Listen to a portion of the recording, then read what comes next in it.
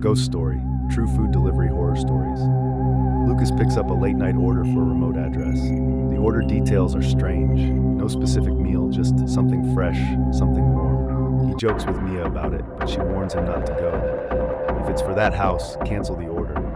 Brandon agrees, looking nervous. Lucas shrugs it off. As he drives to the location, the neighborhood fades into darkness. Streetlights stop working past a certain point. His GPS glitches, but he eventually finds the house, an old Victorian structure, standing alone at the end of the road. The porch light flickers. The air smells damp, like rotting leaves and something metallic. Lucas knocks. No answer. He texts the number on the order. A response comes instantly. Leave it by the door. Do not wait. He sets the bag down. Before he can turn away, the door creaks open slightly. A pale hand, too thin, too long, slides out, grabbing the bag. The door slams shut. A gust of wind rushes past him, and suddenly, his car alarm starts blaring. He spins around. His car lights are flashing, but the doors remain locked. Then from the upstairs window, he sees it. A face, just barely visible in the dark. Hollow eyes staring down at him. The same hand that took the bag now presses against the glass, leaving a smeared dark stain. The front door creaks again, and this time it's opening wider. Lucas backs away. The door is opening, slow but steady, the hinges groaning under its weight. His breath turns shallow. A metallic scent lingers in the air, stronger now. He forces himself to look away from the window, back to his car. The alarm has stopped, but the lights still flicker. He grips his phone, no signal. He tries the car door again, locked. His fingers tremble as he fumbles for the key fob, pressing the unlock button over and over. The car stays unresponsive. A whisper breaks the silence. It's coming from inside the house. He turns his head, just slightly. The door is open enough now to reveal the darkness inside. Shadows stretch beyond the threshold, swallowing what little light reaches in. The whispering continues, a faint, rasping sound like breath against cold glass. Lucas moves, fast. He sprints to the car, yanking at the door handle. It gives way this time, and he throws himself inside, locking it. He jams the key into the ignition, hands slick with sweat. The engine sputters but doesn't start. From the corner of his eye, the front porch is empty now. The door is shut. The bag of food is gone. He grips the wheel, heart pounding. The whispering is gone, but something about the air feels heavier, like he's being watched. He tries the engine again. It roars to life. He doesn't hesitate. Slamming the car into reverse, he speeds down the empty road. At the first stop sign, he pulls over, catching his breath. The town's lights are visible ahead, glowing like a distant promise of safety. His phone buzzes in his lap, a notification, payment received. Thank you for your service. Lucas stares at the screen. His hands are still shaking. A new message appears. Come back soon. His stomach turns. He doesn't reply. He drives straight home. That night, sleep doesn't come easy. His apartment feels different, colder. The air vents hum softly, but he keeps hearing something beneath the sound. A whisper. It follows him into his dreams. A dark shape standing behind the door, watching him. By morning, exhaustion settles deep in his bones. He checks his phone.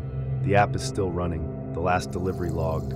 Something shifts in the reflection of his screen. Behind him, in the black of the TV, something moves. A shape, barely there, watching. Lucas turns, but there's nothing there, just the empty room. He exhales, rubbing his face. He won't take another order for that house. But later that night, when his phone buzzes, the request comes in again. The same address, the same instructions. Leave it by the door. Do not wait. Lucas stares at the screen. The request is there, waiting. The same address. His thumb hovers over the decline button. He should reject it. He should forget about that house, about whatever happened last night. But his balance is low. Rent is due. One more job. He accepts the order. The drive feels longer this time. The town's familiar streets give way to silence. He turns onto the same road, watching as the streetlights fade behind him. The old house looms in the distance. His hands tighten on the wheel. The porch light is off now. The house is just a dark shape against the night. He parks, but leaves the engine running. The bag sits on the passenger seat, warmth seeping through the paper. The order is different this time. No vague request, just meat. His stomach turns. He grabs the bag and steps out. The air is heavier tonight, thick with the scent of damp earth. The ground feels soft under his shoes, like something recently disturbed. He moves quickly, Up the steps, bag on the porch, he knocks once. No answer. A shift in the darkness. He turns his head, the upstairs window. The same figure is there, barely visible. The same hand presses against the glass. But now there's something different. A second hand, smaller. Fingers curl against the glass, sliding down, leaving streaks. Lucas steps back. The door doesn't open this time. The air is silent. But something is off. His skin prickles. He glances at his car, still running, still safe. He moves toward it. His foot catches on something, soft, heavy. He stumbles, barely catching himself. He looks down. The dirt near the steps is uneven. A shape beneath it, barely noticeable in the dark. A shoe, half buried, sticking out from the soil. Lucas steps back. His pulse pounds in his ears. He doesn't look at the window again. He doesn't wait for the whisper. He gets in the car and drives. His phone buzzes. He ignores it. The house disappears in the rearview mirror, swallowed by the night. Lucas doesn't go straight home. His hands are too unsteady, his mind too restless. He pulls into an empty parking lot behind a closed diner and kills the engine. The silence inside the car feels thick, pressing in from all sides. His phone screen is still lit. The notification sits at the top. Payment received. Thank you for your service. He exhales. His breath fogs the glass. Another message appears. Come back soon. His stomach knots. He locks the phone and throws it onto the passenger seat. Outside, the air is damp. The night smells like wet pavement, faintly metallic. The diner's neon sign flickers behind him, casting long shadows. He rests his head against the seat, trying to shake the image from his mind. The window, the two hands, the streaks they left behind, and the dirt, the shoe. The weight in his chest tightens. It wasn't old. The earth was loose, freshly moved. He saw that much. His phone buzzes again, the same number. His breath catches. He doesn't pick it up. It rings. Again. He grabs the phone, hesitating before answering. Silence. A faint sound, a slow inhale like someone drawing breath close to the speaker. Then a whisper. Not words. Just breath, just presence. He hangs up. His fingers shake as he powers the phone off. The diner's neon light flickers once more and dies. Darkness settles over the lot. Lucas turns the key. The engine sputters, then catches. The headlights flare against the pavement. He pulls out, gripping the wheel too tightly. The roads are empty. His apartment isn't far. The streetlights blur past him. He forces his breathing to steady, focusing on the motion, on the feel of the car beneath him. He just needs sleep. But as he reaches his complex, his headlights sweep over something. A figure. Standing near the entrance. A woman, pale, still, watching. His pulse jumps. He barely registers his own movements as he parks, glancing back through the windshield. She's gone. His breath comes uneven now. He checks the mirrors. The sidewalk. The lot. Nothing. His fingers fumble with the door handle. The apartment key sticks in the lock. He forces it, stepping inside, bolting the door behind him. The silence inside is heavier than the night.